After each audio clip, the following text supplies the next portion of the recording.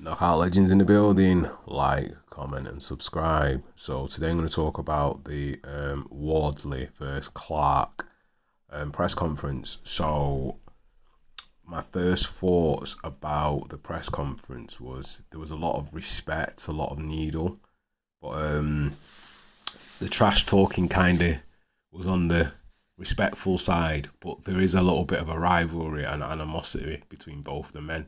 Now, Clark doesn't, in some ways, respect Wardley because of his pedigree and because he doesn't have a pedigree, and he seems to think because he has the amateur experience and he's done the ABA stuff and the Olympic stuff and being a bronze medalist, that he's a more superior, well-rounded fighter, and that basically Wardley's just the toughest guy in his town that's had a few fights with the toughest people in his area, and then they've all fought on the white collar aspect of things. But what he doesn't seem to understand about Wardley, what a lot of people have not grasped, is because he's had Dillian Whyte as his manager and he's had Alan Babbage as well in that camp, then obviously whoever, like Chris Congo and other people like that, he's had class sparring and he's had class mentors that can push him.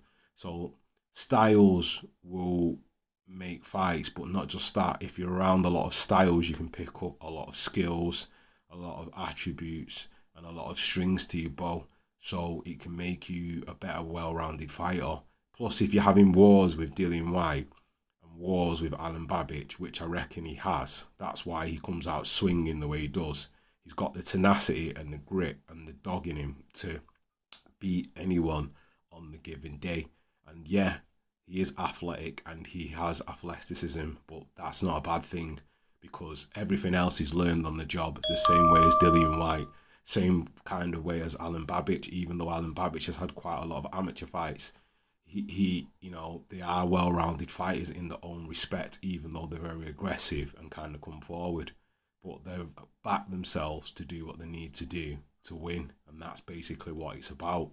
And the analogy that he's not the biggest puncher kind of didn't sit well with him because he is the biggest puncher, because obviously you can see by his record.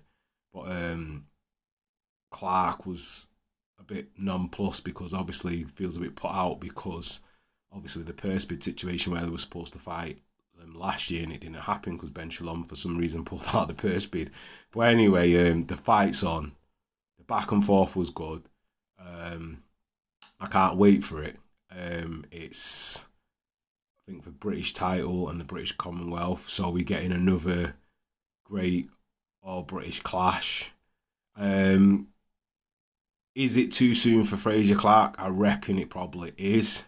But he is the older out of the two and he does need to get a move on. I think he stayed in the amateurs too long. I don't know why a lot of the fighters do that. It's the same with Joyce as well. Too long. Even Usyk, too long.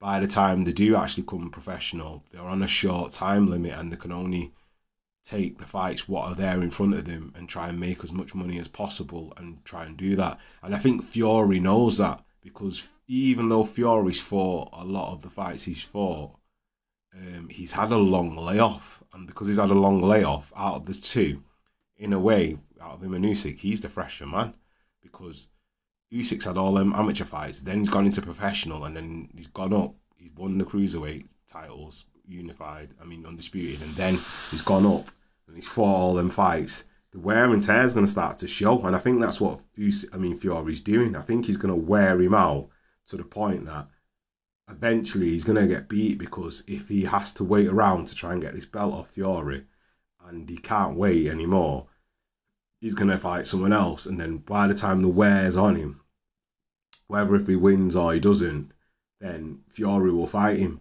By then, his skills are not going to be the same, and he's going to be a shot version of what he is.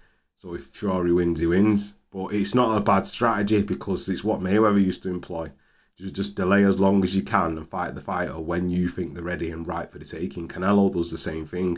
So in some respects, yeah, it is shameful, but boxing is always about timing. If someone gets old overnight and then someone fights them, there is a good possibility they can win, and that's basically what it is. It's about the time, else on a fair day, if neither man has the time to prepare for it or anything and they're even, then it's more about will. So, you know, I don't know. But in this aspect, we've got experience versus, I'd say, knowledge and technicality. So Fabio's got the professional experience, and Fraser's got the technical and textbook amateur knowledge and skill. So it's a case of, does fundamentals beat actual professional fluidity of professional experience? What we're going to see. So anyway, who have you got for this fight? Leave your comments in the comment section. Like, comment, and subscribe. And that is another one from Knockout Legends. Peace.